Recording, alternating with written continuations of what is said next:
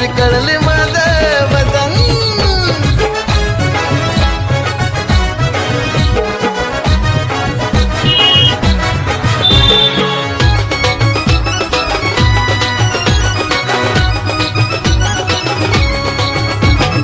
गल्ली भोळा मधला तू काय माझ्या समोर आला रे, माझ्या नादी लागणारा पैदा नाही झाला रे. गल्ली भोळा मधला तू काय माझ्या समोर आला रे, माझ्या नादी लागणारा पैदा नाही झाला रे. मोठ्या मोठ्या हत्ती मला म्हणतात हे पुढे